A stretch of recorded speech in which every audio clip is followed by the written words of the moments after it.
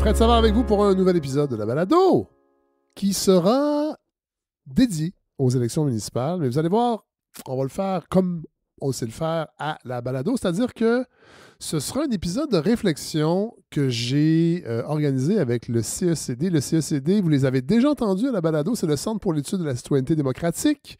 C'est un regroupement de chercheurs et d'universités, c'est 10 universités et collèges avec 200 membres, chercheurs, chercheuses, des profs, des étudiants et qui réfléchissent à la vie démocratique.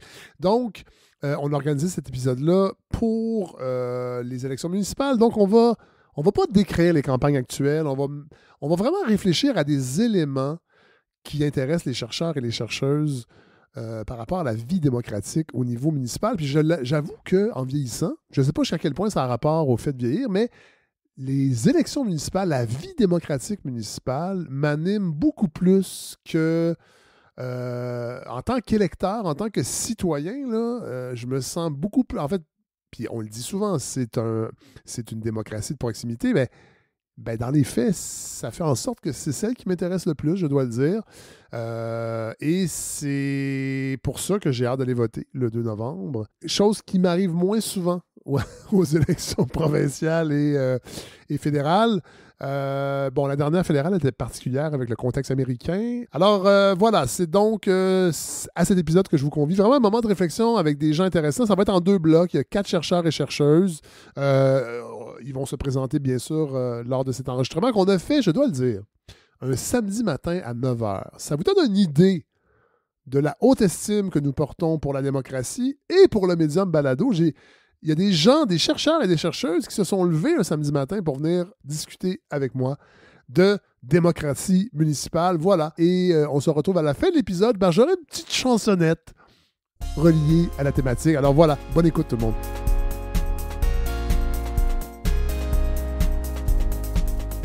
André Blais, bonjour. Bonjour. Vous êtes professeur titulaire au département de sciences politiques de l'Université de Montréal? Je l'étais, je suis professeur émérite maintenant, puisque je suis à la retraite. On l'oublie, cette particularité-là, des fois. Quand c'est émérite, c'est à la retraite. Hein? Oui. Mais est-ce qu'on arrête? On n'arrête jamais d'être professeur. Ça dépend. Il y en a que oui, d'autres que non. Dans mon cas, pas encore. Juste assez. Un petit peu. Et vos champs, quels étaient vos champs d'expertise?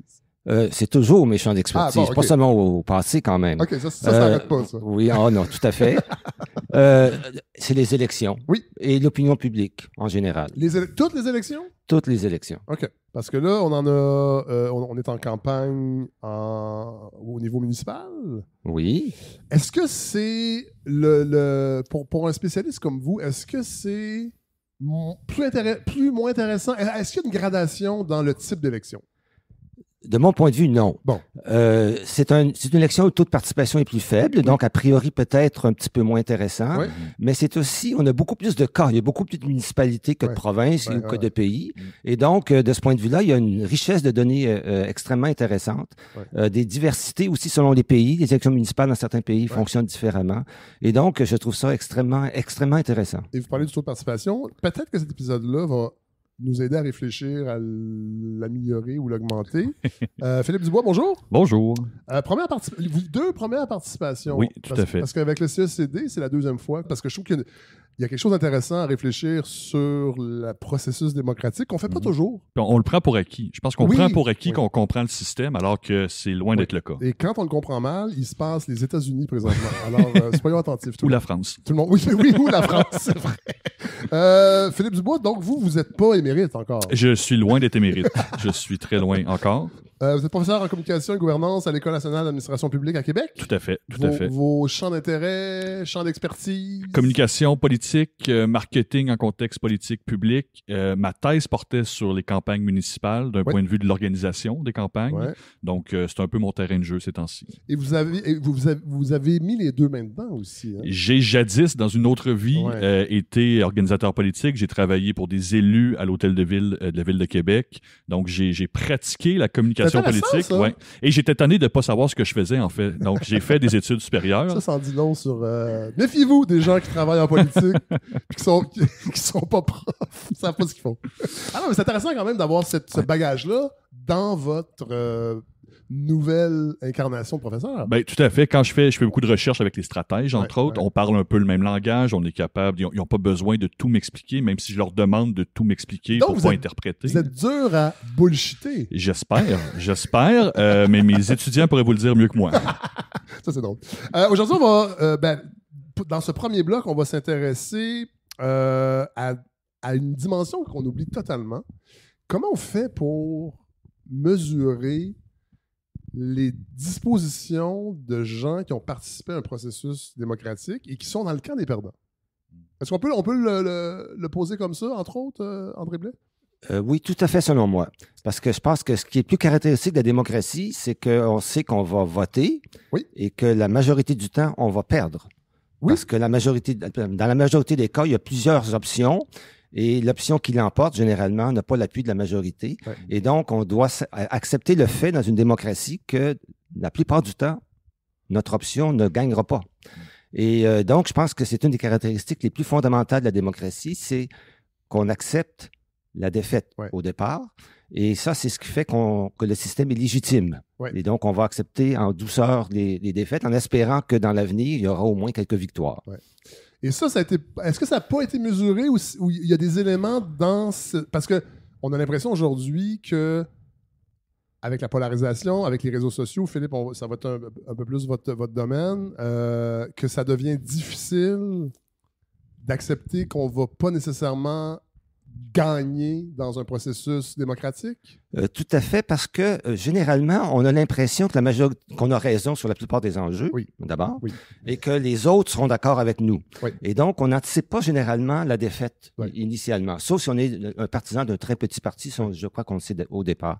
Et donc, d'accepter la défaite sur un sujet sur lequel on a formé une opinion, puis on pense qu'elle est la bonne, c'est difficile en tant que tel. Mais en général, les élections des démocraties ont été des succès extraordinaires dans le sens que presque toujours, les perdants ont accepté la défaite. Ouais. Mais il y a eu des cas exceptionnels récemment. Bon, Trump en est un cas très important. Il y a eu le Brésil également, où là, on s'aperçoit que c'est peut-être pas si automatique que cela. Ouais. Et qu'on se demande dans quelles circonstances, en fait, les gens vont accepter la défaite ou non. Ouais. Il commence à y avoir des études sur le sujet, mais c'est relativement récemment parce qu'après, je pense qu'on prenait pour acquis que ça fonctionnait. Ouais. Et là, c'est remis en question. Et au niveau municipal, c'est remis en question, je crois, d'une façon différente.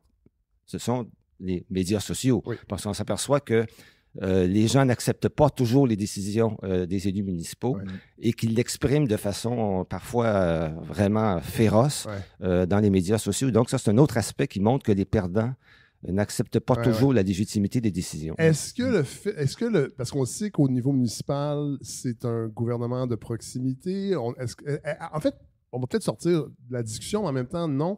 Est-ce qu'on mesure un changement dans l'attachement des gens, des citoyens, par rapport à la politique municipale, alors qu'on a peut-être l'impression qu'à des niveaux plus grands, ça nous échappe. Puis je sais que les gens vont dire, ben non, on est toute participation, il y a des gens qui sont élus par acclamation, mais est-ce que cette aigreur-là, c'est parce qu'on essaie de se réapproprier la gouvernance municipale?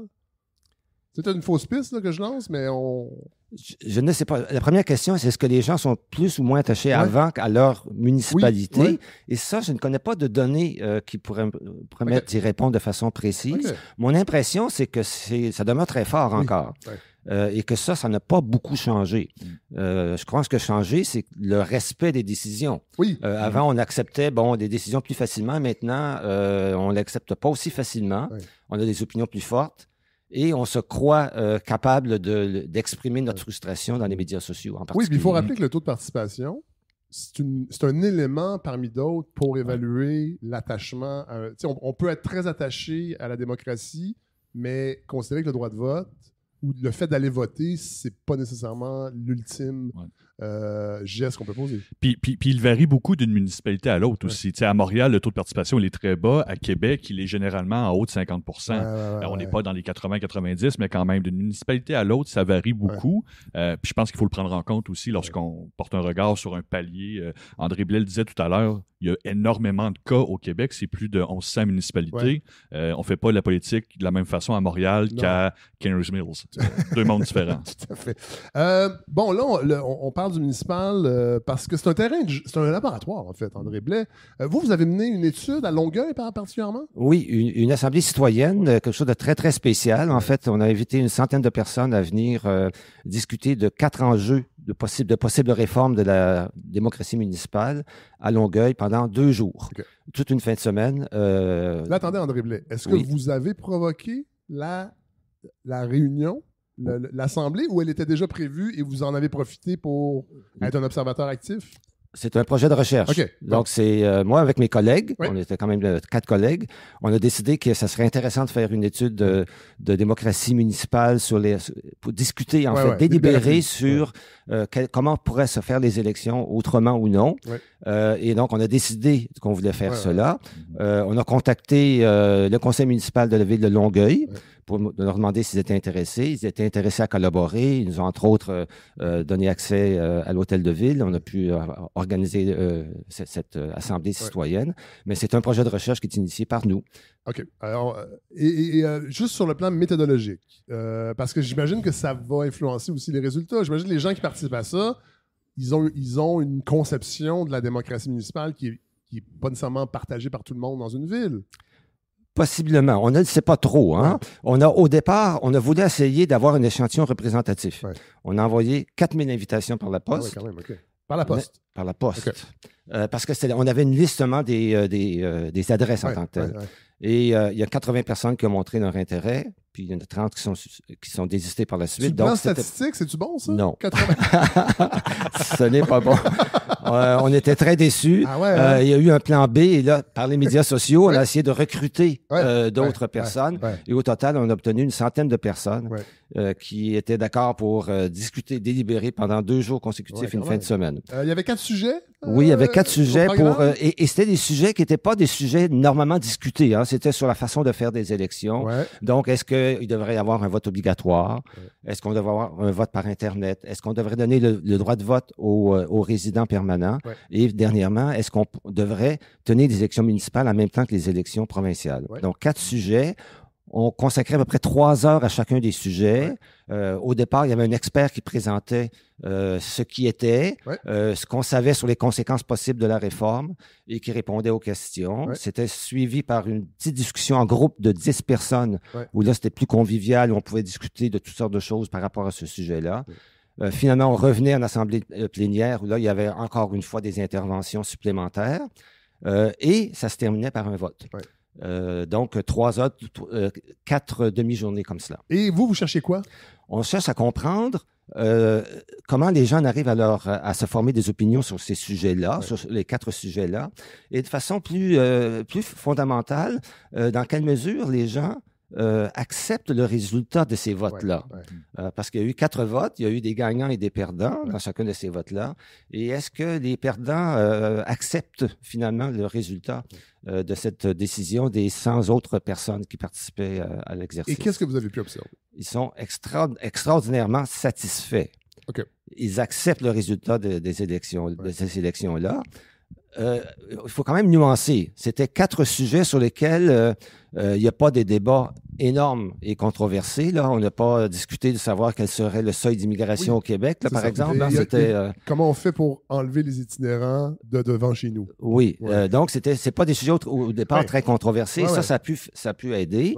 Et aussi, comme vous l'avez dit au départ, ceux qui ont participé à l'Assemblée, c'est probablement des gens au départ qui sont plus curieux, plus intéressés et peut-être aussi plus susceptibles d'accepter les résultats d'un vote. Cela dit, il y a des éléments, j'imagine, qu'on peut garder, même si le contexte, là, vous n'allez peut-être pas aimer le mot, mais c'est un peu artificiel, là, dans le fond, tout ça, c'est une création. Sauf que ça peut s'appliquer dans une réelle démocratie, c'est-à-dire avoir un petit peu plus d'espace de délibération citoyen.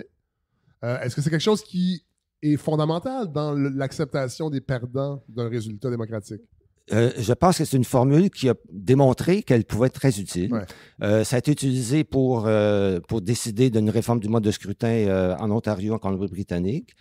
C'est utilisé au niveau municipal, en fait, par des jurys qui vont délibérer sur un enjeu précis. Et les résultats qu'on a obtenus ne sont pas si surprenants que cela. Au total, en général, pas toujours, c'est pas une formule magique, mais en général, lorsque les gens ont l'impression qu'ils ont pu participer au processus, même si leur position perd, en général, ils sont plus susceptibles d'accepter le résultat. Encore là, c'est pas une formule magique, mais je crois que c'est une façon de procéder qui a une plus grande légitimité qu'une élection, par exemple. Comment on pourrait appliquer ce que vous avez déduit de ce processus-là? En fait, comment on pourrait faire en sorte que ces éléments-là soient plus présents dans la vie démocratique? Parce que c'est quand même un souci qu'on doit avoir. Je fais des blagues avec les États-Unis, on n'en est pas là ici, mais il n'y a rien qui nous dit qu'on n'y arrivera pas. Après ça, c'est l'échelle de temps. Mais on n'arrête pas de dire que les démocraties sont fragiles. Je pense que ça va au-delà des réseaux sociaux. On va en parler avec vous, Philippe Dubois. Mais André Blais, de ce que vous avez observé, est-ce qu'il y a des choses que vous pourriez recommander dans notre vie démocratique en général? Je sais que c'est une grande question, là. Oui, moi, il me semble que ce serait très utile qu'on ait de ces assemblées citoyennes avec des formules peut-être un peu différentes, de façon régulière, pas sur tous les sujets et pas tout le temps non plus, que par exemple, dans un mandat de 4 ans, il y en ait une ou deux de ces assemblées citoyennes-là et les partis politiques, les maires, les conseils municipaux pourraient, dans leur programme, identifier que oui, nous, on vous promet qu'on aura une assemblée citoyenne sur un ou deux sujets. Donc, ça pourrait faire partie du processus normal que sur certains sujets, à l'occasion, il y ait une assemblée citoyenne dont les décisions ou les recommandations ne sont pas automatiques. C'est une recommandation qui est faite évidemment au conseil de ville et le conseil de ville peut décider de ne pas y donner suite. Et alors, il doit s'expliquer et se justifier parce qu'au départ, la décision a quand même généralement une certaine légitimité. Cet espace de délibération, Philippe Dubois, on nous l'avait promis un peu avec les réseaux sociaux, l'Internet, les capacités de communication collective devaient être décuplées. Elles l'ont été sur un plan numérique, mais dans ce qui en reste dans la vie démocratique, qu'est-ce que vous avez observé? Bien, les études montrent qu'effectivement, lorsque les médias sociaux se sont popularisés à partir des années 2000, 2004, 2005, on nous promettait une révolution numérique, un discours très cyber-optimiste. En fait, des cadres discursifs qu'on retrouve à chaque fois qu'il y a une technologie émergente qui apparaît. Là. On est dans le même débat avec l'IA actuellement. Reste à savoir à quel point ça va être véritablement transformatif. Dans le cas des médias sociaux, ce que la recherche a montré, c'est que la grande révolution annoncée, les grandes avancées démocratiques annoncées ne se sont pas réalisées. Puis en fait, les partis politiques, par exemple, qui avaient des avantages dans le monde hors ligne, au fil du temps, ont aussi construit des avantages en ligne. Effectivement, dans certains cas, ça peut permettre à des groupes de se coaliser, ça peut permettre à des petits partis de tirer leur épingle du jeu, mais lorsqu'on regarde au global, on ne peut pas dire que les médias sociaux ont révolutionné la démocratie. Par contre, ça a apporté un certain lot d'irritants, disons-le comme ça. Puis je pense que les élus municipaux nous l'ont rappelé abondamment dans le dernier mandat. Mais même présentement, dans cette campagne-ci, il y a des exemples précis, entre autres avec certains candidats qui ont fait la tournée des médias pour essayer de se justifier de propos vraiment virulent. Là, on nommera personne parce que les élections ne sont pas finies. Mais on voit que ça a des effets délétères réels. Là. Oui. Et pour les personnes qui s'expriment, qu'elles soient candidates, ou pour les personnes qui sont ciblées, les politiciennes, les politiciens, et certains groupes de la société civile, jusqu'à un certain point où plusieurs se demandent si c'est encore aussi nécessaire d'y être. V'là peut-être... sur les réseaux sociaux. Exactement. Ce qui était un passage obligé. Non, certains. Certains élus démissionnaires l'ont dit. Moi, tant que ça ne change pas en ligne. Mais ça, c'est une réflexion importante à avoir. Tout à fait. Parce qu'il y a des gens qui pourraient faire de la politique qui n'en feront pas à cause de ça. Tout à fait. Puis moi, prenons un exemple un peu farfelu, mais pas tant que ça, est une puissance étrangère qui voudrait déstabiliser une démocratie. Mettons, on va un pays comme ça, la Russie. Mettons, c'est ça. C'est comme ça, par hasard. La Russistan, disons-le. Décourager des bonnes personnes de mettre la face sur le poteau, c'est une bonne stratégie. Utiliser les médias sociaux pour ruiner les conditions du débat public, c'est un bon levier aussi. Et on a vu des exemples de comment les médias sociaux peuvent être mobilisés pour aller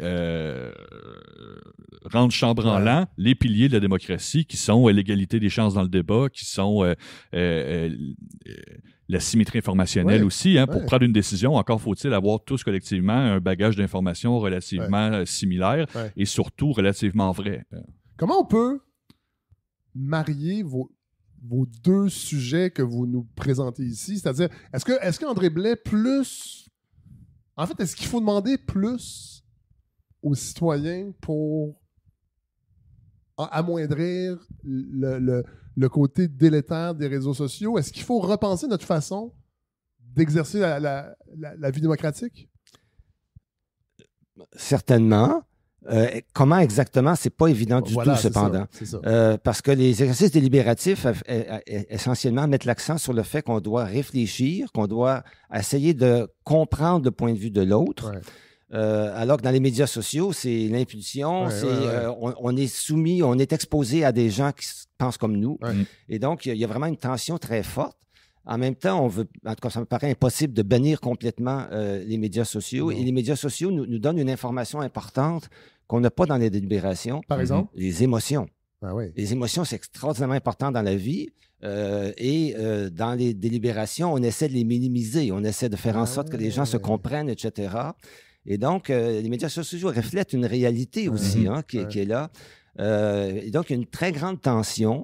Et pour moi, c'est pas évident du tout, surtout comment on pourrait réglementer les médias sociaux. Je suppose qu'on voudrait avoir des arbitres, mais est-ce qu'on peut vraiment faire confiance à ces arbitres?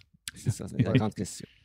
Philippe, à votre avis, comment on peut marier? Parce que là, les assemblées délibératives, c'est aussi, il y a une lourdeur à organiser. Et là, on est au niveau municipal, c'est peut-être plus facile, mais après ça, puis je pense pas qu'on peut imaginer une réunion Teams avec 20 000 personnes au niveau provincial.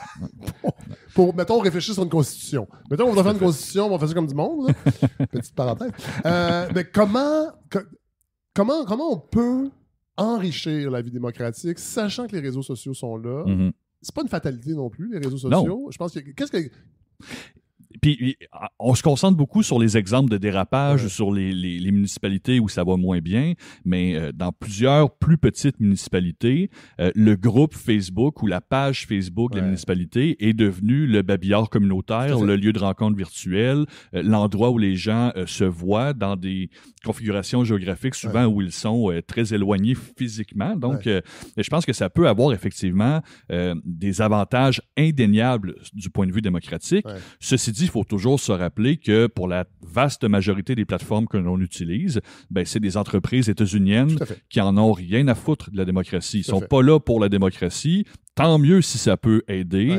Tant mieux si on peut spinner le fait qu'on est bon pour la démocratie. Mais leur objectif premier, c'est de nous attirer sur cette plateforme-là, de nous retenir sur la plateforme et de nous pousser du contenu qui va nous faire réagir effectivement, qu'il soit démocratique ou pas. Est-ce que les élus, vous avez travaillé au niveau au municipal? Oui. Okay. Est-ce qu'ils comprennent bien les dynamiques des réseaux sociaux et... Parce que des fois, on a l'impression aussi qu'il y a une littératie numérique qui manque chez les citoyens, mais aussi chez nos élus. Est-ce que vous avez l'impression que ça pourrait amoindrir un peu le côté on sait à qui ça appartient, on sait comment les algorithmes sont faits, on peut quand même harnacher peut-être quand on comprend bien la bête. Il faut dire que lorsqu'on est élu, on porte peut-être une attention plus importante à ce que les gens disent, parce que c'est notre travail, en fait, de les représenter. Et parfois, on perd, par expérience, mais il y a peut-être de la littérature là-dessus, André, mais on perd ce pas de recul-là, c'est-à-dire que lorsqu'on croise quelqu'un à l'épicerie qui nous dit qu'on devrait faire ABC, ça devient dans notre tête une priorité, ou du moins, on l'a dans notre mémoire à court terme. Sur les médias sociaux, c'est beaucoup ça aussi. Moi, quand il y a des élus qui m'approchent pour me demander qu'est-ce qu'ils devraient faire avec leurs médias sociaux, moi, je leur dis, prendre un pas de recul, en fait. C'est pas grave s'il y a des gens qui gueulent. Il y a des gens qui gueuleraient de toute façon. C'est juste qu'on les entendrait pas ou qu'ils les verraient pas. Puis il faut se rappeler que c'est un échantillon très imparfait du débat public, du discours public. On ne peut pas l'utiliser comme un bon sondage. Exactement. Exactement. C'est une source d'information de plus. Puis il faut être capable, il faut être entouré aussi pour être capable d'utiliser ces données-là. Et un des problèmes de nos élus municipaux, c'est qu'ils ont très peu de ressources pour exercer leur travail et que souvent, dans la majorité des villes québécoises, ils n'ont pas les ressources pour embaucher une attachée ou un attaché politique qui pourrait avoir ce pas de recul-là ou faire un premier filtre entre l'élu et la jungle des médias sociaux. André Blais, est-ce que on le voit là avec le projet de recherche que vous avez fait à Longueuil, le niveau municipal, c'est un terrain de jeu, c'est un laboratoire unique dans notre vie démocratique. Tout à fait. Est-ce que la clé n'est pas là? C'est-à-dire que revenir, je sais que ça fait cucu, là. On parle le circuit court dans les aliments, le terroir, Bon, mais est-ce que le circuit court ne serait pas une clé de notre vie démocratique? C'est réinvestir massivement je dirais, la démocratie de proximité? Tout à fait. Je vais prendre un exemple, le débat sur le mode de scrutin. On a discuté beaucoup au niveau fédéral, au niveau provincial, mais pourquoi ne pas donner aux municipalités l'occasion d'expérimenter? Et les quelques municipalités qui voudraient avoir un proportionnel le feraient, on verrait les résultats, etc. Donc, on pourrait, sur toutes sortes de sujets, et on le fait d'ailleurs indirectement avec des projets pilotes à l'occasion, tester une idée et demander aux municipalités qui veulent le faire d'emboîter le pas et d'y aller. Et on peut voir les résultats à ce moment-là. Cela dit, je tiens à dire qu'au provincial et au fédéral, on en a parlé du mode de scrutin, mais quand les gens arrivent au pouvoir, oups! Ça marche plus. Les référendums, les référendums sur le sujet, au final, les électeurs ont rejeté. La réforme du mode de scrutin? Oui. En Ontario, en Colombie-Britannique, il y a eu des référendums et dans tous les cas. On se rappelle, Justin Trudeau, c'était une promesse. Oui. On n'était pas dans le référendum. Là. Non. Puis un certain François Legault aussi. Oui. C'était une promesse. Mais ce ne sont pas seulement les élus qui changent d'idée. Les électeurs eux-mêmes sont bien souvent assez conservateurs. On n'en a pas parlé de ça, puis on va terminer ce premier bloc. Puis peut-être que ça joue aussi sur la légitimité, la professionnalisation des gens qui font de la politique. Qu'est-ce qu'on peut en dire de ça? Est-ce que ça participe à un certain cynisme des électeurs et des électrices? Sur la scène municipale, c'est intéressant parce qu'on constate une professionnalisation des élus. Dans une moindre mesure, mais tout de même aussi des personnes qui les accompagnent dans l'organisation de leur campagne. Oui, les gens d'une même allégeance se parlent d'un niveau à l'autre. Exactement. Puis le monde politique est relativement petit. Lorsqu'on fait de la politique, peu importe la ville, on connaît qui sont nos adversaires, qui sont nos amis, et on se retrouve d'une élection à l'autre, d'un palier à un autre. Mais c'est intéressant parce que ça vient dans un contexte, ce qu'on a appelé dans les médias la nouvelle vague d'élus municipaux, des gens qui ont une posture décomplexée en politique municipale, avec une approche résolument politique. On ne se restreint plus volontairement aux compétences, au service à la propriété, à la bonne gestion technique et comptable de la municipalité. Donc, il y a un certain bouillonnement sur la scène municipale québécoise, du moins dans les moyennes et grandes villes. C'est pas le cas partout, mais je pense que ça c'est un bon moment pour faire des tests, justement. C'est un bon moment aussi pour réfléchir au style de gouvernement de proximité qu'on veut avoir. Parce que le gouvernement de proximité, là, ça reste un terme flou, ça reste une revendication à plusieurs égards. Le gouvernement caquiste n'est pas le meilleur porte-étendard de cette conception de la politique municipale, mais n'en demeure pas moins qu'il y a beaucoup... Probablement que ce n'est pas une priorité pour eux. Ils ont une vision aussi, j'ai envie de dire, un peu plus classique de l'État québécois comme chef amiral de la vie collective. On ne parlera pas de la Constitution, mais c'est parce que c'est dans l'actualité. C'est quand même assez éloquent, juste le processus derrière ça. Ça montre comment ils conçoivent la vie collective et les espaces délibératifs, c'est-à-dire très peu. Dans la conception caquiste des choses, jusqu'à preuve du contraire, c'est le gouvernement québécois qui est le chef d'orchestre et le maître d'œuvre. Non, tout à fait. Et c'est une conception qui se vaut. Là. Il y a plein d'États dirigés comme ça.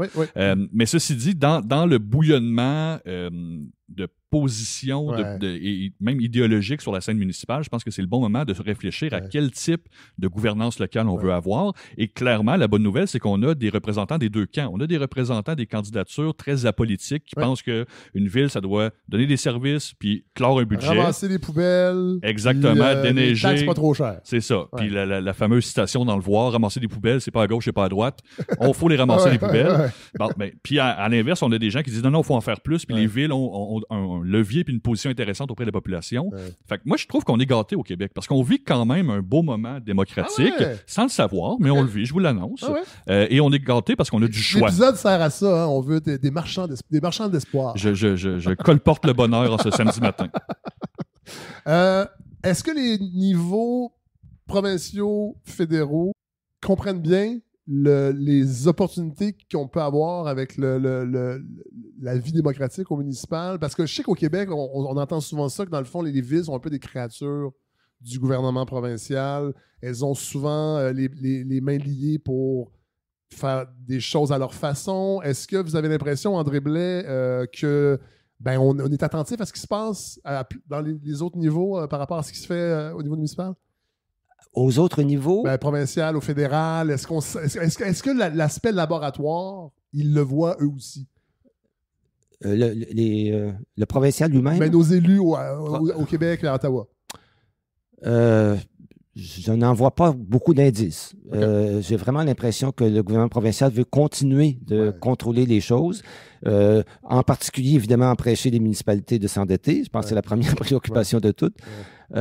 Et j'ai pas eu l'impression qu'ils ont beaucoup fait de projets où il y aurait l'implication des municipalités. Il y a eu un petit projet, en fait, qui n'a pas abouti. C'était le vote par Internet. Élection Québec avait fait un appel à des municipalités et un certain nombre de municipalités qui avaient accepté de participer au projet. Et finalement, ça n'a pas abouti parce qu'il y avait des problèmes, je pense, techniques impliqués. Donc, il y a quelques petites initiatives, mais en général, je crois que le gouvernement provincial a plutôt une attitude de méfiance vis-à-vis des municipalités, je croirais. Pourquoi? Là, je sais, je vous prends un peu au dépourvu parce que c'est peut-être pas votre champ d'expertise, mais vous êtes professeur émérite, j'imagine. Il faut que ça serve à quelque chose, le terme émérite, voyons. Oui, ça devrait. Non, mais en fait, puis on va terminer avec ça. Puis Philippe, vous allez pouvoir embarquer dans la discussion. C'est qu'on l'a dit, il y a quand même, ça se parle là, d'un niveau à l'autre. Les gens, les organisations, les gens qui travaillent sur le terrain, ils ont souvent fait de la politique provinciale, pas tout le temps, mais donc il y a un canal de communication, mais on a l'impression vraiment que, moi je trouve qu'on perd les opportunités à cantonner les villes dans les petits services. Il faut se battre pour faire autre chose, on dirait. Puis il faut dire que je me trompe, là. Non, mais c'est intéressant, d'autant plus que ces maires de la nouvelle vague-là, pendant une large partie du mandat caquiste, jouaient un peu par défaut le rôle de l'opposition officielle.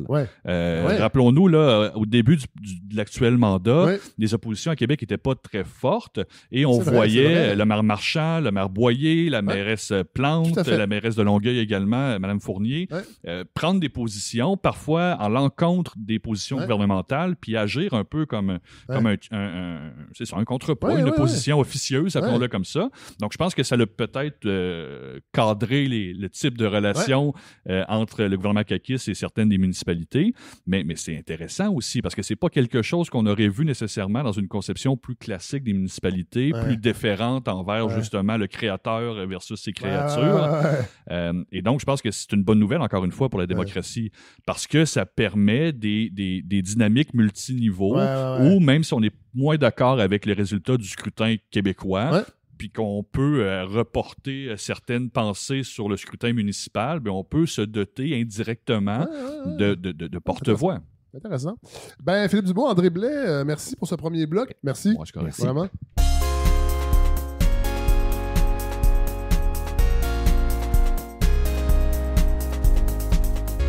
On va y aller avec le deuxième bloc de cette réflexion avec deux nouvelles personnes. Sophie Lachance, bonjour. Bonjour. Parlez-nous de vous un peu. Pas de problème. Confidence du samedi. La confidence, c'est que j'étudie en communication à l'Université de Sherbrooke. Grand secret que je vous annonce aujourd'hui. Oui.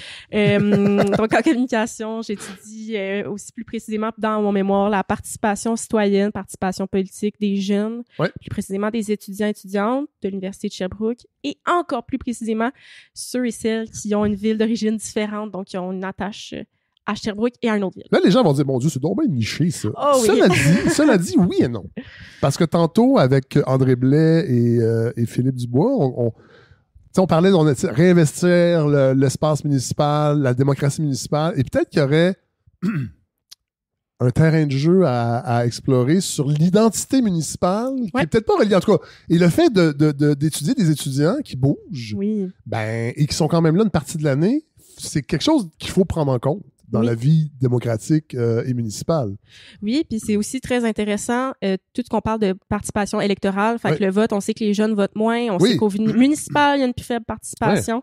Fait que s'intéresser à cet embranchement-là où il y a deux contextes de plus faible participation puis d'intégrer l'aspect du territoire là-dedans qui est un facteur. De s'identifier à un territoire, c'est un facteur qui fait qu'on vote ou non. Fait que je suis allée dans cette petite niche parce qu'elle était intéressante. Oui! Il n'y a pas de petite niche. Il n'y a pas de petite niche. Elles sont juste niché. Emmanuel Chaquette? Bonjour. Bonjour. Vous êtes professeur. Vous avez fini là, les études. Là. Oui, c'est fini, mais il n'y a pas si longtemps dans les faits. Hein. J'étais un late doctor. Ah ouais? Oui, j'ai soutenu ma thèse en 202021. Ah, quand même. Mais là, les gens n'ont aucune idée de l'âge que vous avez. Oui, j'ai 25 ans. Et là, vous êtes prof où? À l'Université de Sherbrooke, au département de communication. OK. Et votre champ? Mon champ. Il est vaste, mon champ. Il est multiple, mon champ. Alors, communication politique, ça, c'est la première grande porte d'entrée. Politique canadienne et québécoise aussi. Je m'intéresse beaucoup au vivre ensemble, aux enjeux de cohésion sociale. Et avec ça, s'ajoute le champ des études sur l'humour.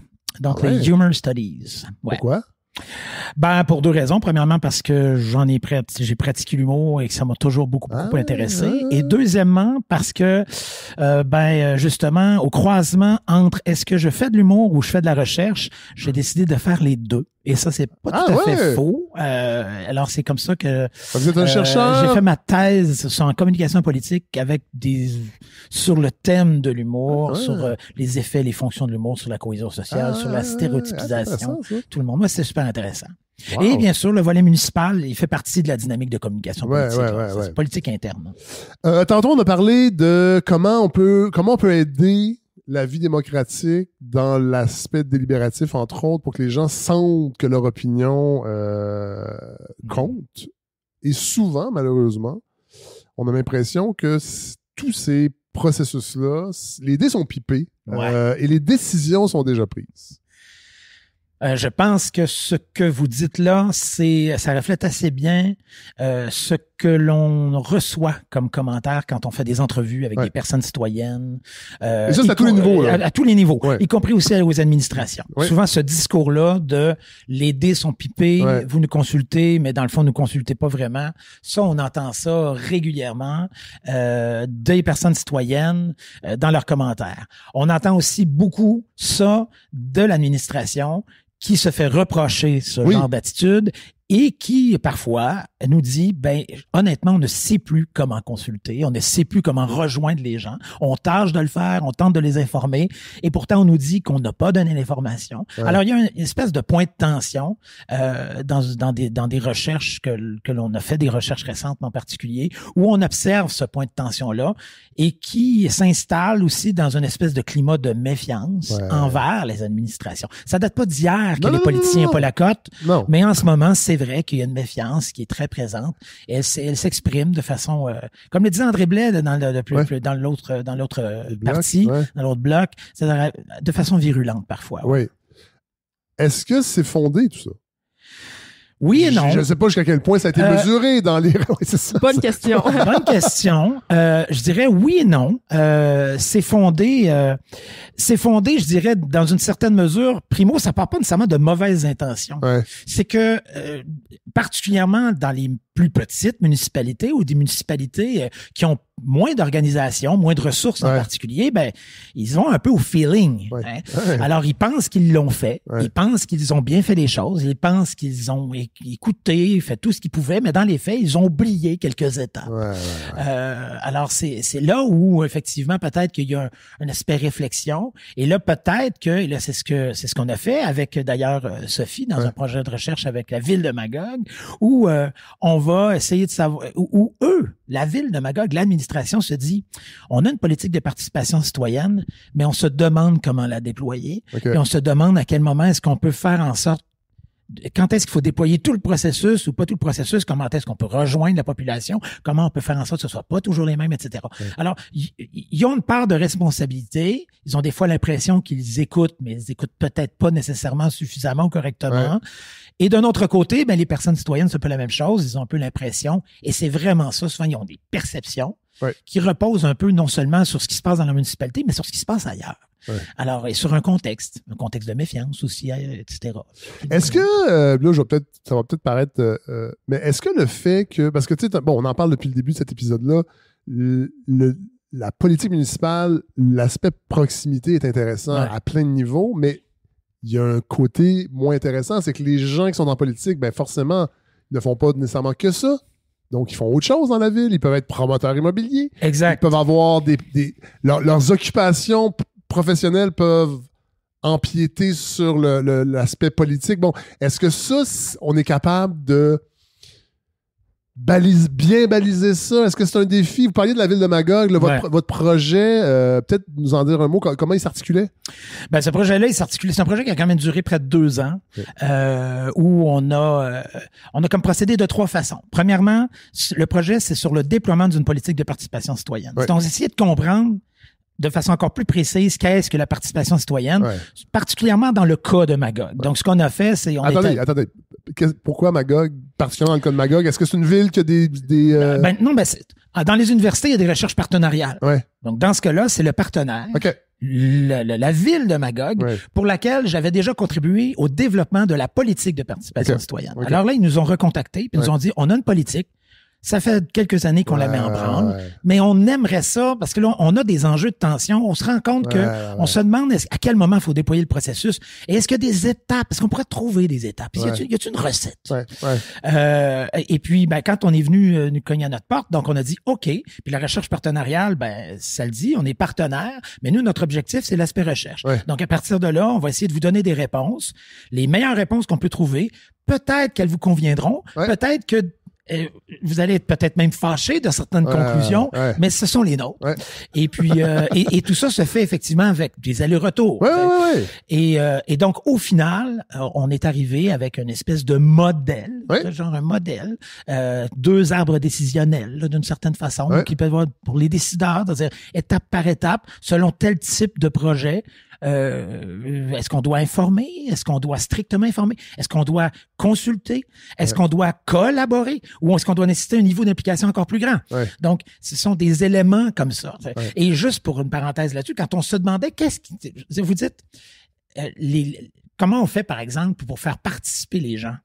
Ben, ça, c'est un enjeu perpétuel dans les municipalités parce que très souvent, ce sont les gens de politique de proximité. Donc, c'est quand ça les concerne directement qu'ils vont participer. Donc, dans les municipalités, souvent, on a l'impression que c'est pas beaucoup de monde parce que il y a tel développement dans telle rue, dans tel quartier, les gens à l'extérieur de ce quartier sont pas concernés. À part quand il y a des phénomènes de type plus symbolique ou patrimoniaux. Par exemple, la ville de Magog, il y a le lac Memphremagog, il y a le mont Orford. Ça, ce sont des symboles importants qui font partie de l'identité de la ville. Donc, s'il y a des projets qui gravitent autour de ça ou qui touchent cet aspect-là, c'est sûr qu'il y a de bonnes chances qu'il y ait la population et de façon un petit peu plus élargie qui se sentent préoccupés et que ça soulève plus de préoccupations.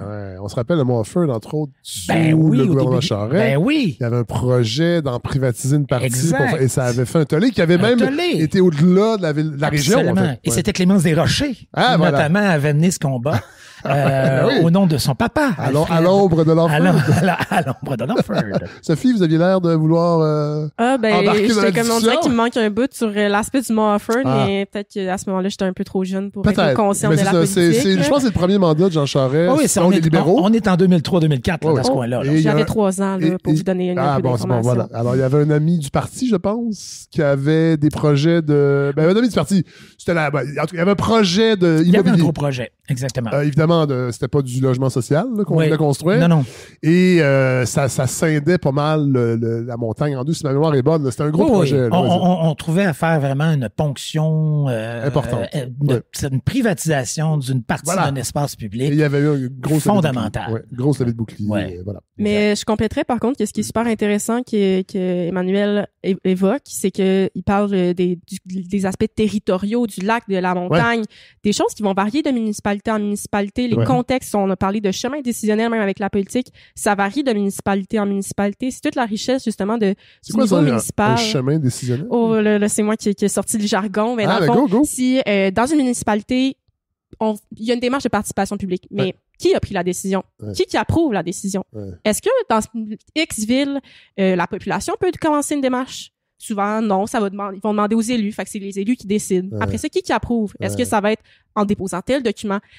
Ça, c'est des pratiques qui varient de ville en ville, puis que quand on fait une politique, faut les baliser, puis c'est beaucoup de compréhension, puis de particularités dans chaque municipalité aussi. Ouais, puis il y a juste pour rajouter là-dessus, il y a dans le conseil municipal, souvent, d'ailleurs, les élus municipaux le disent, c'est-à-dire les conseils municipaux représentent la population. Donc, si les conseils municipaux est divisé sur une question, la population l'est. Oui, bien sûr. Et donc, sur la question de la participation citoyenne, ben souvent les conseils municipaux sont divisés. Il y en a qui veulent aller plus vite, il y en a qui veulent aller moins vite. Puis des fois, j'imagine que ça se mesure, trop de consultations, ça va être un frein à l'élaboration de projets. À un moment donné, c'est plate, mais faut y aller. Ben, trop de consultations, mais on pense aussi... Non, mais ça peut paralyser. C'est comme discuter à l'infini d'une prise de décision, même à niveau d'un couple, au niveau des amis. Hey, ben, qu'est-ce qu'on fait? On construit un chalet? On fait-tu? Bon. Mais à force d'en discuter, on peut rester là-dedans, en fait. Mais ça rend cynique, tu sais. On pense aux gens qui se font consulter, ils mettent du temps, ils mettent de l'énergie. Tu sais, ils viennent un jeudi soir quand ils auraient pu aller souper avec leurs amis, puis finalement, ils veulent aller participer. Ou un samedi matin, autour d'un micro comme on le fait. On l'aime, la démocratie municipale. On s'est levé tôt pour être ici. Là. C'est un très bel endroit. Oui, c'est magnifique. Vous décrirez. Donc, on parlait de peut-être trop de délibération. Des fois, ça peut bloquer. Aussi, quand ça peut être un peu de délibération en parallèle. Il y a plusieurs projets qui consultent, puis ça fait 15 fois qu'on demande aux gens, on pense, mettons, aux commerçants de telle rue. Ça fait 15 fois qu'on vous demande de remplir un questionnaire, puis des fois, ça se recoupe, puis ça sert à quoi au final? C'est ça. On est écouté, mais il n'y a pas d'effet, là. Fait que ça donne plus après envie, là, de s'impliquer. Faut faire attention. Avec ça. Mais c'est vrai que les gens ont été élus souvent pour prendre des décisions, mais ça les embête s'ils peuvent pas le faire. Puis aussi, des fois, ça peut être une façon de ne pas devoir trancher. Ben, on va continuer à voir la population, qu'est-ce qu'ils en disent. Mais au final, il faut quand même qu'ils tranchent. Fait que si la population dit non au projet, faut que les élus soient prêts à dire « Ah, mais non, on veut dire oui, même si vous avez dit non. » Bref. Sophie, pendant que vous avez le crachoir, c'est-à-dire le micro, on va parler des jeunes. Oui. Parce que c'est intéressant, vous êtes en rédaction? Oui, rédaction de mon mémoire. De maîtrise. Exact. Et là, c'est une dimension qui est particulière, mais qui ne s'applique pas seulement à Sherbrooke, c'est-à-dire ces populations étudiantes qui étudient à un endroit, habitent à un autre.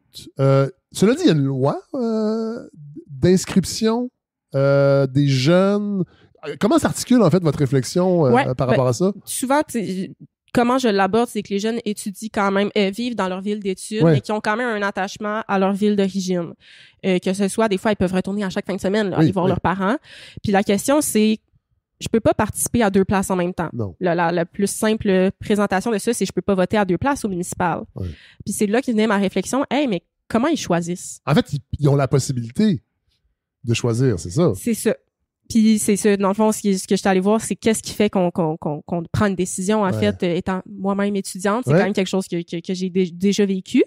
Fait que ce qui est intéressant dans tout ça, c'est de réaliser que c'est beaucoup des éléments très, très rationnels qui entrent en compte. Si la personne veut voter dans sa ville d'origine, fait où elle connaît bien, qu'elle a grandi, qu'il y a un aspect très émotionnel aussi, ben ça implique de devoir y retourner physiquement, généralement, jusqu'à maintenant, tu vois.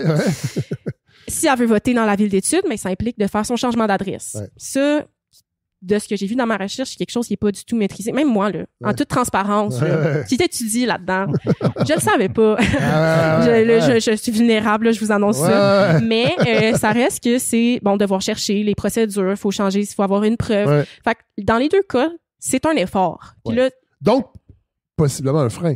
Ben oui. Voilà. On pense à quelqu'un qui n'a pas... Bon, j'irais voter, là, mais bon, c'est compliqué. De toute façon, ça change quoi que je vote? Il y a aussi ça, l'aspect de sentir qu'on a un impact qui est un facteur. Fait que c'est quand même intéressant. C'est intéressant de s'y intéresser, si je peux me permettre. Oui, et Sophie, la chance, c'est à l'université, des fois, c'est la première fois qu'on vote aussi. On est à l'âge où on est au bac.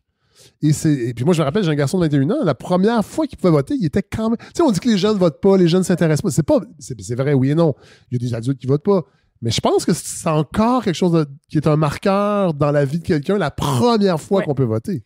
Oui, puis on me corrigera si jamais j'ai tort, mais souvent, si la personne peut voter la première fois, c'est un indicateur qu'elle va continuer à voter par après. Puis il y a un point qui est très, très intéressant aussi, c'est que les gens, même si c'est quelque chose que j'ai réalisé, même si on peu d'intérêt pour le municipal, qui connaissent pas vraiment les compétences, que bof, sans plus, le sens du devoir, le sens de vouloir voter, malgré tout, est là. Tu sais, il y a quand même cet intérêt-là, il y a ce sens du devoir qui joue, qui rentre en compte, même quand l'information est moins là, même quand l'intérêt est moins là. C'est quelque chose qu'il faut pas sous-estimer, je pense, des jeunes, que ce sens du devoir, il est pas disparu, là. En même temps que vos études, vous travaillez? Oui, tout à fait. À la ville de Sherbrooke. À la ville de Sherbrooke. Non, mais c'est intéressant. Non, mais il faut le dire parce que, moi, je veux briser cette idée du chercheur et de la chercheuse dans sa tour d'ivoire. Non.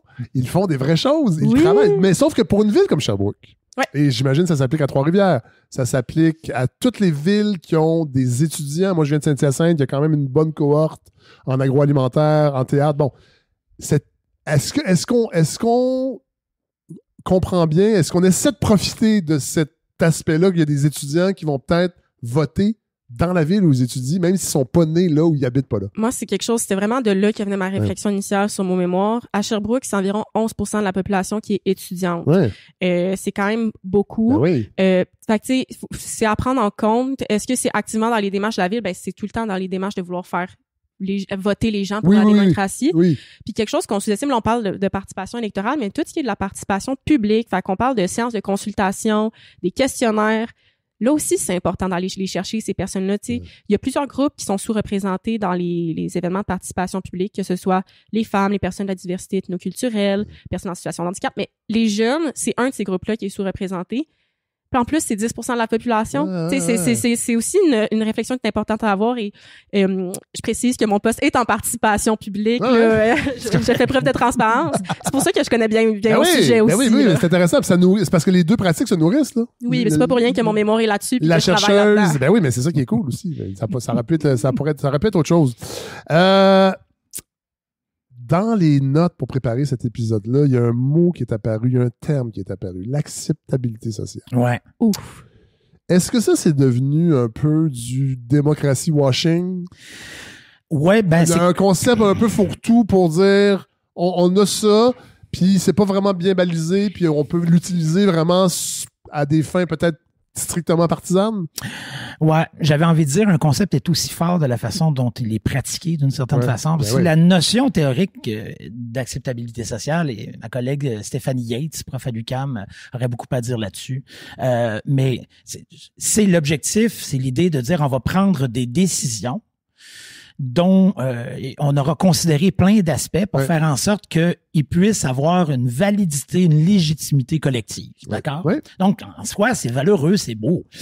Mais effectivement, dans les faits, dans la pratique, et ce qu'on observe très souvent, ben, c'est un peu le contraire. C'est-à-dire, on a l'impression que le concept d'acceptabilité sociale, quand il est mis de l'avant par des politiciens, des décideurs, vont dire, ouais, ben, on n'a pas l'acceptabilité sociale, donc on va faire en sorte qu'on puisse avoir l'acceptabilité sociale. On va trouver la façon d'en parler pour finalement ce soit accepté. Et là, ça, c'est intéressant parce qu'il vient s'opposer. Donc, c'est un peu comme s'il y avait quand on parle de tension entre citoyens, personnes citoyennes et administration, on pourrait dire qu'il y a comme deux opposés. D'un côté, il y a le concept d'acceptabilité sociale. Donc, la population va dire, il y a bien des gens dans la population, en tout cas, qui vont dire, ben, vous parler d'acceptabilité sociale, mais dans le fond, tout ce que vous cherchez, c'est une façon de pouvoir nous faire passer votre projet. Okay? Oui. D'un autre côté, l'administration va regarder les personnes citoyennes et va dire, ben, vous, c'est le NIMBY. Not in my backyard, pas dans ma côte. Le fameux NIMBY. Le fameux NIMBY. C'est drôle, je l'ai lu souvent, mais je l'avais jamais entendu. On dit comme ça. Oui. NIMBY. NIMBY. Pas dans ma côte. Il y a même un autre qui est rendu, ça fait quelques années quand même, qui est plus le banana, c'est-à-dire le build anything, nowhere, là, je l'ai même noté, là, en tout cas, c'est quelque chose de bâtir rien, nulle part à côté de nous, quoi que ce soit. Le banana. Ah ouais, ok, là, on est plus loin, là. Là, on est dans le refus, là. Donc, c'est un peu comme s'il y avait une espèce donc, c'est l'insulte. Donc, on va l'insulte envers les citoyens, c'est-à-dire le NIMBY. Puis de l'autre côté, envers l'administration, c'est-à-dire, ben, c'est l'acceptabilité sociale. Alors que dans les faits, l'acceptabilité sociale, comme je disais tout à l'heure, ça devrait être quelque chose qui résonne de façon positive et qui devrait l'être dans une certaine mesure. Et le NIMBY, devrait peut-être un peu plus résonner comme des personnes citoyennes qui sont impliquées, qui veulent faire en sorte que le projet qui est proposé puisse peut-être correspondre davantage à où ils habitent. Et que ce soit peut-être une façon de légitimer leur action. C'est intéressant. Sophie? Ben, c'est ça, je pense que ce qui est intéressant aussi dans tout ça, c'est que les gens se mobilisent. Tu sais, il y en a de la participation dans ce temps-là. Puis souvent, ce qui arrive, c'est que cette mobilisation-là, cette participation-là, ben, elle est plus dans le négatif. Fait que je pense que c'est quand même une piste à avoir de, OK, on a de la participation, mais comment on l'amène à ce que ce soit plus complet, qu'on ait souvent les gens qui sont pour un projet ou qui sont neutres, ben, vont pas se présenter à la séance. Fait que c'est pas non plus un portrait, identique à la réalité qu'on va avoir dans une séance de consultation, par exemple, mais ça reste la participation. Et je vois banana, là, build absolutely nothing anywhere near anything. Voilà, ne construisez rien nulle part. Je l'avais jamais entendu, c'est quand même drôle. Près de quoi que ce soit. Est-ce qu'il y a une... Non, on réfléchit, là. C'est vraiment un brainstorm, là, cet épisode-là. C'est drôle. En vieillissant, puis peut-être que je veux pas me mettre comme un échantillon plus valable qu'un autre, mais moi, le niveau de démocratie municipale m'interpelle plus que les grandes questions qui m'animaient avant quand j'étais plus jeune. Genre l'indépendance. Je suis pas contre, mais je trouve que c'est rendu quelque chose qui m'interpelle beaucoup moins que le vélo. Les pistes cyclables, le discours contre les pistes cyclables, comment on organise la cohabitation des différents modes de transport. Bon, est-ce que c'est une tendance qui est mesurée quelque part ou c'est juste parce que je suis dans une ville comme Montréal aussi où peut-être les enjeux sont différents d'une ville à l'autre? Mais est-ce que j'ai l'impression, ou en tout cas peut-être c'est un désir que j'ai, je le mélange, j'ai l'impression que la vie municipale, puis tantôt Philippe Dubois l'a dit, elle est bouillonnante. Je pense qu'elle intéresse plus de gens qu'avant. Dans la littérature, ce qu'on constate, deux choses. Premièrement, en termes de participation, et là, par rapport à André Blais, ce qu'il disait tout à l'heure aussi, on est, j'allais dire, presque un peu dans les mêmes eaux, c'est-à-dire les gens qui vont participer, ce sont avant tout des gens qui se sentent intéressés, qui sont interpellés. Qui est une condition souvent à aller voter à n'importe quel palier. Sophie le soulignait avec justesse. Pour ce qui est de la préoccupation, je pense effectivement que la préoccupation, elle est plus présente. Pourquoi? Parce que juste en sciences sociales, on le constate. Je veux dire, il n'y a pas longtemps, et moi j'en étais, c'est-à-dire je disais à des étudiantes et à des étudiants, si le domaine municipal vous intéresse, foncez, allez-y, parce qu'il y a un grand vide. Bon, c'est encore... Il y a encore beaucoup de choses à faire, mais il y a de plus en plus de gens qui s'y intéressent. Alors ça, je pense que sans soi, c'est assez révélateur, absolument.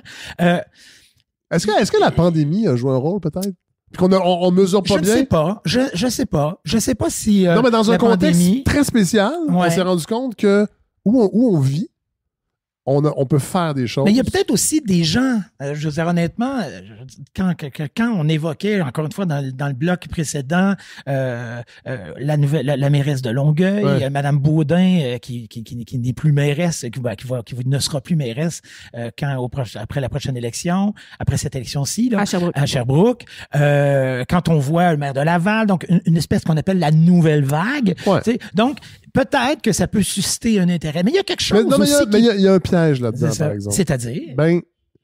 Je vais parler de la mairesse de Longueuil, que je ne connais pas du tout personnellement, mais qui reste que récemment, dans toute l'histoire de ce jeune qui a été abattu par la police, elle a fait la politique comme on en fait depuis toujours. Oui. C'est-à-dire que le pouvoir se range derrière la police. Ouais. Fait moi, j'ai pas senti qu'on était dans une nouvelle vague. Fait que des fois, la jeunesse. Oui, mais ça. Il y a des jeunes vieux. Ça. Mais ça, par rapport à ça, c'est le reproche qu'on faisait, si on regarde au niveau provincial, à Mario Dumont. Et ça, c'est souvent le reproche. Non, mais je suis d'accord. Mais quand même, ces personnes incarnent, on pourrait dire, un nouveau souffle municipal. On pourrait dire dans une certaine mesure. En tout cas, il y a un intérêt. Il y a un intérêt. Mais il y a quelque chose aussi qui fait en sorte qu'à mon avis, il y a peut-être une prise de conscience qui est de plus en plus forte, mais qui va pas nécessairement dire qu'on va augmenter le taux de participation, mais qui fait qu'il y a un intérêt peut-être plus grand.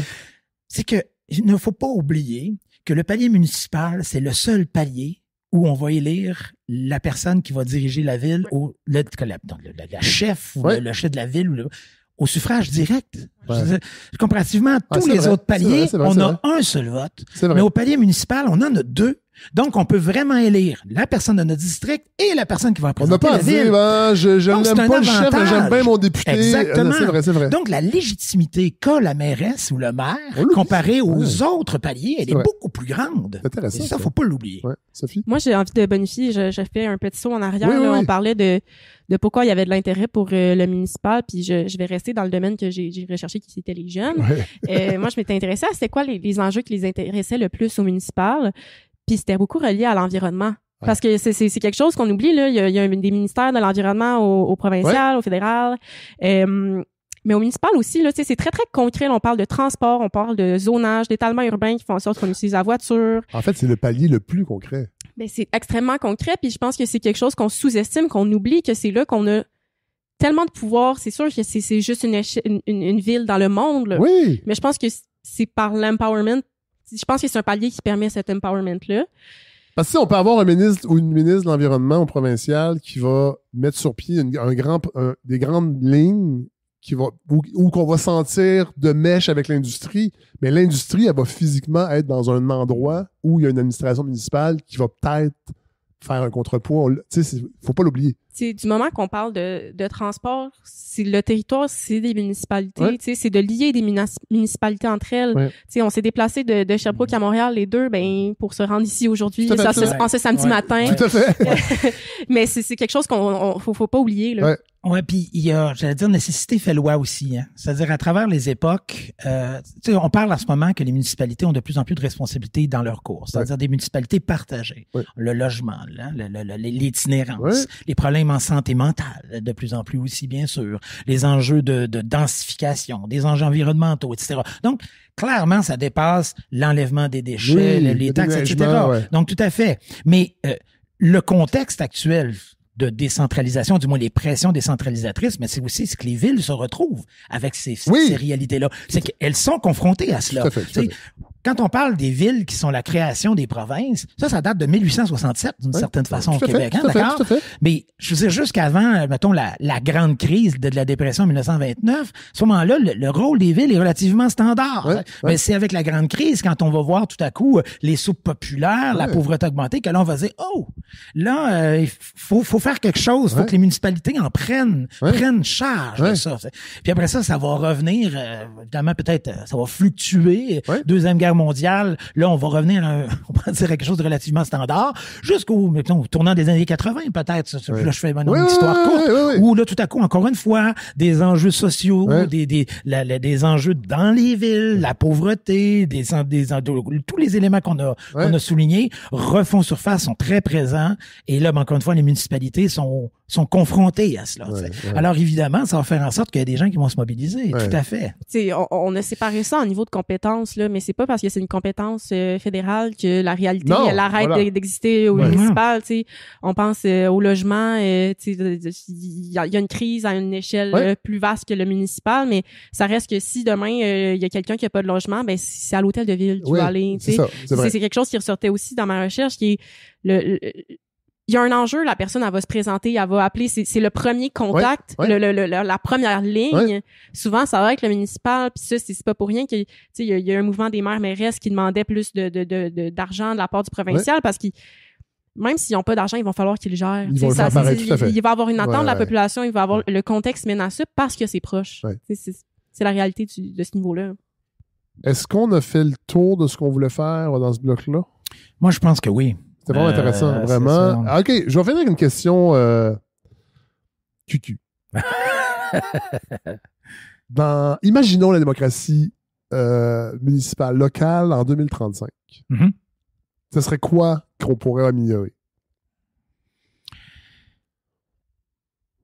Moi, j'ai envie de dire ce qu'on pourrait améliorer sans doute.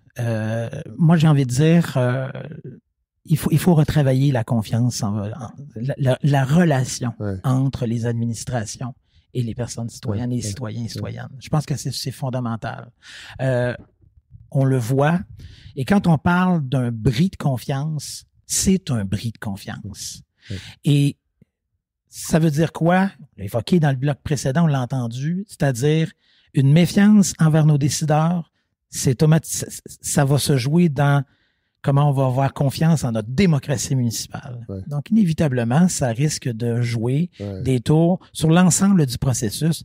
Et au final, je pense que collectivement, on va perdre. Donc, ce sens-là qui est au cœur même de la politique, puis là, je reviens, là, c'est plus le politologue qui parle, c'est-à-dire la politique, c'est pas juste une question de pour qui tu votes et gagner ou perdre les élections, c'est aussi des enjeux collectifs. Je veux dire, sociétaux à ce moment-là, faire en sorte de pouvoir rallier. Le politique a un travail à faire. Mais si on fait pas confiance au politique, c'est foutu. Voilà. C'est une question difficile. Je pense que, tu sais, c'est pas si long, 10 ans. Ah non, c'est vrai. Je pense qu'avec la confiance, je pense qu'il y a une culture à bâtir, la participation publique, à mon avis, puis là, je prêche pour ma paroisse. Mais c'est d'en faire, mais de bien la faire, d'être transparent de la part de l'administration, de c'est quoi le pouvoir qu'on donne réellement. Tu sais, c'est correct que ce soit juste pour valider des résultats. Voilà. Mais je pense que ça serait intéressant de donner plus de pouvoir aux citoyens et citoyennes. Je pense que, tu sais, on sait qu'on est dans une démocratie représentative, mais d'avoir un peu plus de participatif là-dedans. C'est pas une fatalité. Non, la représentation. On peut imaginer autre chose. Je pense que d'offrir ce pouvoir-là, ça peut aider à briser cette espèce de cynisme qu'on a on fait nos petites affaires, puis ça marche pas, not in my backyard, puis je vais aller chialer, mais je sais pas trop ce qui va se passer avec ça. Mais c'est en donnant ce pouvoir-là que la participation elle va plus juste être négative, puis d'être, créer cette culture-là, cette habitude-là, puis ça va être long. Fait que c'est pour ça que 2035, je me dis, on est peut-être un peu short. Oui, on est effectivement. Mais j'ai l'impression... Bon, en tout cas, ce que je retiens, c'est que il y a un laboratoire exceptionnel. Absolument. Absolument. À proximité. Qui va faire tâche d'encre peut-être aux autres niveaux. À proximité, voilà. Exact. 1100 quelques laboratoires. Oui, exactement. Là où je m'en allais, c'est que on peut pas exporter quelque chose d'une municipalité à une autre. Puis c'est ça qui est intéressant puis qui en fait toute la richesse. Voilà. Voilà. Hey, merci à vous deux, c'était passionnant. Merci Fred, merci de votre invitation. Puis on va pouvoir aller checker un peu les vinyles. Là. Ça défini, je le sais, Emmanuel. Ouais, c'est ça. Hein, voilà. Il y a une proximité. Hein. Ils sont juste là. C'est peut-être un gouvernement, les vinyles. Salut.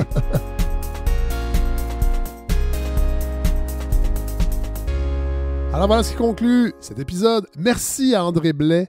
Merci à Sophie Lachance. Merci à Philippe Dubois. Merci à Emmanuel Choquette. Merci aux gens du CECD, entre autres Édouard Pontoiseau, avec qui j'ai le plaisir depuis... C'est le 2e épisode. Et là, je pense que si je relis son courriel, il va en avoir un 3e. C'est un partenariat que je chéris avec le CECD. Grande organisation, comme je vous disais en intro. Donc, voilà. Et on va se quitter en musique avec une chanson de Michel Rivard. Les vieux albums de Michel Rivard, moi, j'ai beaucoup de plaisir à les écouter encore. C'est l'album Sauvage qui est paru en 1983. C'est la chanson Rumeur sur la ville. Évidemment, ça parle pas de la démocratie, ça parle pas... Mais c'est une chanson de ville. Et on célèbre les villes, bien que les élections concernent également les villages pour le 2 novembre, mais j'avais envie d'une chanson de ville. Alors, voilà, c'est une chanson de Michel Rivard. Et on se retrouve la semaine prochaine pour un autre épisode. Je vous dis pas quoi. Il y en a plusieurs. En passant, là, oubliez déjà ce que j'ai dit en début de saison que bon, je voulais peut-être changer le rythme, faire moins d'épisodes. En fait, c'est le début de saison le plus occupé, je pense, de l'histoire. de l'histoire de la balado. J'ai plein d'occasions, des choses qui se présentent que j'ai pas le choix de me déplacer avec mes micros. C'est des épisodes qui seront publiés bientôt. Des fois, on dit des choses et la vie nous tape sur les doigts pour nous dire « Ben non, tu ralentiras pas. » Alors, voilà, on se quitte en musique et on se reparle très, très bientôt. Bonne semaine, vraiment, tout le monde. Prenez soin de vous.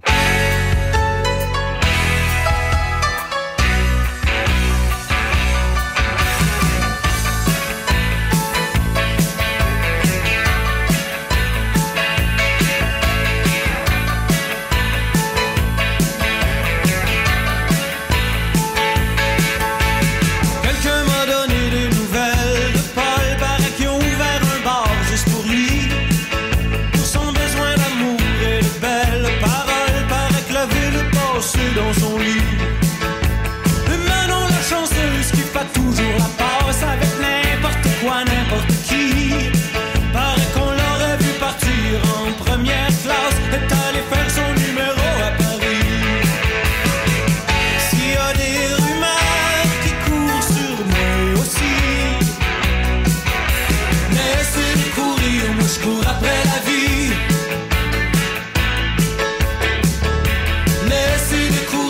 Je cours après ma vie, laissez-moi courir aussi, ok.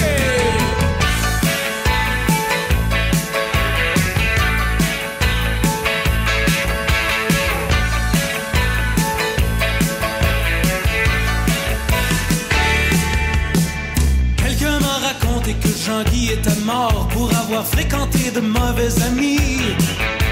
Il a joué au docteur avec son jeu de chimie. Ça a l'air qu'il a fait un trou de trop dans sa vie.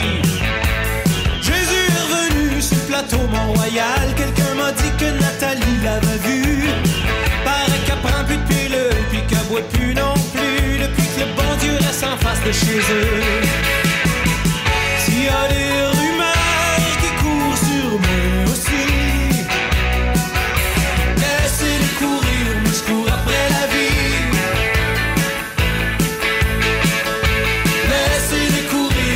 Après ma vie, laissez-moi courir aussi.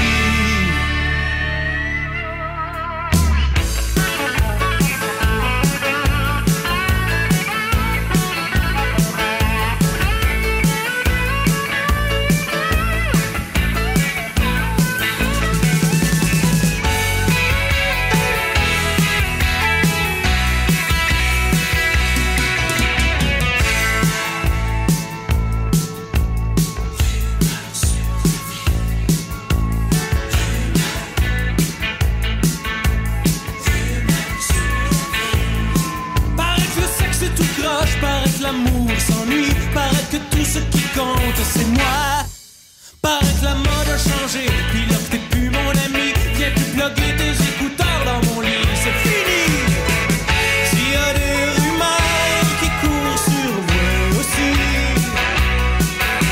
laissez-les courir, moi je cours après la vie. Laissez-les courir, moi je cours après ma vie.